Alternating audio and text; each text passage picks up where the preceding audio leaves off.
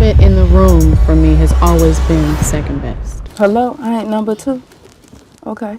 That's actually the first time I've said it out loud, eh? Hey loves, how's it going? Hope all is well. Welcome back to my channel.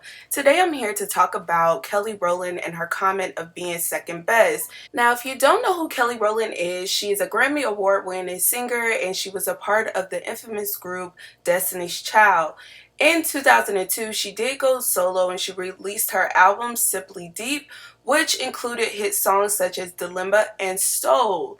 Now today, Kelly Rowland is a part of the X Factor. She became a judge in 2011. For years, it seemed like Kelly would drop these singles such as Kissing Down Low, Like This, or Motivation, really without a complete project behind. Throughout the years, after watching and listening to several interviews of Kelly and her former manager Matthew Knowles, I started to understand a little bit as to why she never really fully followed through with projects. Even when she had her own success going on back in the Dilemma days and being on shows on UPN, her success always seemed short-lived. Throughout the years, she talked about colorism being a problem and a lot of other things, so I completely understand where she's coming from in that comment. Now, Kelly said the reason why she was so transparent and said the comment is because she felt right and she felt like everybody in the room was there for her. Now, in 2013, she had a song called Dirty Laundry, and in that song she talked about offstage turmoil. Reviews. People are saying like, oh, she shouldn't have said this about Beyonce. Oh, she shouldn't have said that. Well, they should listen. And that's what I tell people. Should turn into should listen. That's what I tell people. I'm like, are you really listening to the song? Yes. So did Beyonce feel any type of way about the song? No, I played She's very it for supportive her, of it. and she was like, "This is incredible. I'm proud of you." And the last thing she said was, "I never left." Throughout the years, a lot of people, I believe, they wanted to hear these crazy stories about Kelly and Beyonce, if there was any internal beef. But she also said it's crazy how people made up those stories or they didn't want to see them get along.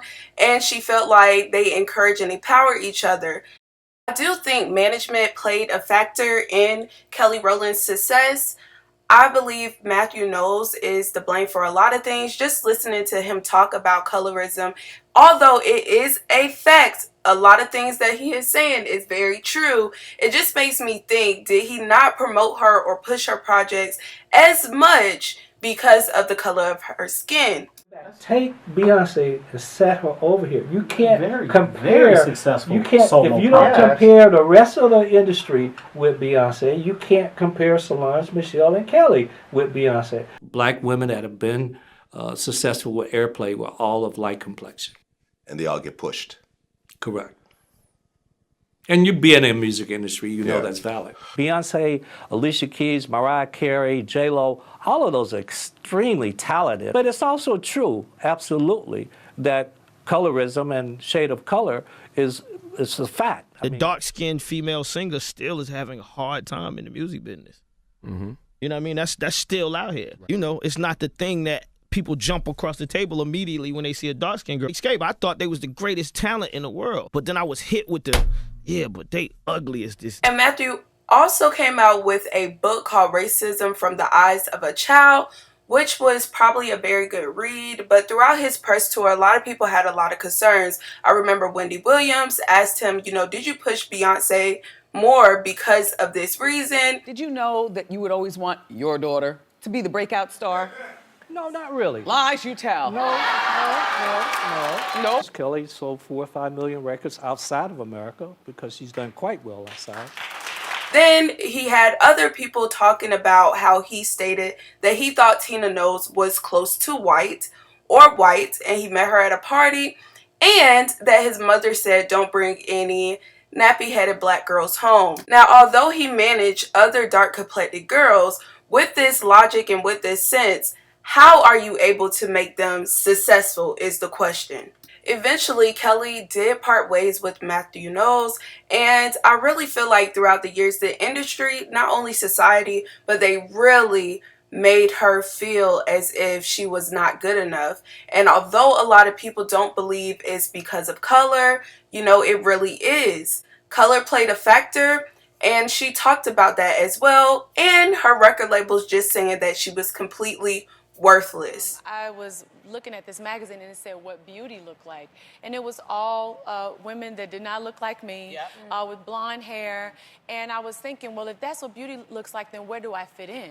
At one time, it was even rumored that she bleached her skin. Once a promotion on her Instagram came to light, a lot of people started to go in on her and asking her why would she mess with her skin, and she did have to address people because of this situation. I am not the one to bleach my skin, nor do I want to bleach my skin, nor do I have to bleach my skin. I don't even think that it's not for me. So don't go saying stupid stuff like that. You ever thought that it could be the lighting? Like this light, what you gonna say, like this streak of bleaching is like crazy right here? Dude, I am still chocolate, forever chocolate, proud to be chocolate. Shout out to all my chocolate girls. A couple years back, she came out and said that she didn't always embrace her chocolateness. She said sometimes she would go out in the sun and she would try to shield herself. And Miss Tina Knowles, Beyonce's mom, tried to help her overcome that by telling her she was gorgeous and telling her to love her skin and how rare chocolate was and how beautiful her skin was. And you know, she really started to embrace it because of her. Now, please remember, Kelly was raised in a household of having Beyonce and Solange. And then Kelly comes in the picture. She's like a kid to us because she lived with us 10 years old, 11 years old, up until her adulthood. Her mother was a nanny. They lived in a white home. They actually lived in a white home, 2 doctors. And one day her mother came home and they sat her down and told her they were getting a divorce and that literally they had to move out in 2 weeks. And her mother wasn't prepared for that and asked if we would keep Kelly because Kelly was really committed to this girl group. And her mother needed to go back to Atlanta to just get herself together. So being the only dark-skinned girl during that time in the household, maybe that was the reason why she felt that way. Also talks about how Miss Tina Knowles tried to make her more confident and giving her these bold hairstyles throughout the year and making her embrace her own natural hair. And she always made me feel like I could try anything new with my hair. Oh, well, just try it on Kelly. You know it's gonna work. Whether it was red, whether it was purple, whether it was blue, whether it was burgundy, for some strange reason, she just knew it was gonna work. And I don't know if she knows that, but she gave me the confidence behind my hair. And until this day, Miss Tina Knowles has a program called Tina's Angels, and it's for teenage girls between 14 and 15. She handpicked them, and she tries to mentor them, teaching them financial ability, guidance, and advice on how to walk, talk, interview for jobs, proper etiquette. And she wants to nurture them, teach them self-esteem, and how to not feel the pressure of being judged by their peers. They've inspired me a lot, and I've seen all this tremendous growth and positivity, and I mean, I could do this every day with them. I love that. Yeah. Although Tina Knowles helped her out a lot as far as her self-esteem and confidence, it was her record labels that basically just did not believe her drive, and believe that she could be successful. Although she had the #1 record at the time, Sony record label dropped her from their label, and they told her that they felt like she had no more worth. The thing about girl groups is it doesn't matter what you do and how far you come, you will always be compared to the members of that group. And that is the case that Kelly is going through. She can't even do interviews on her own without being asked about Beyonce. Talking about new music, you know, all the talk this week has been about Beyonce's new album. Have you heard it yet? Have you had an opportunity to give some thoughts on the whole thing? I sure have. It's great. It's absolutely great. Really different though, right? Yes, really different. But getting back to what I'm here to talk about, Claritin, I'm very excited to be teaming up with Claritin.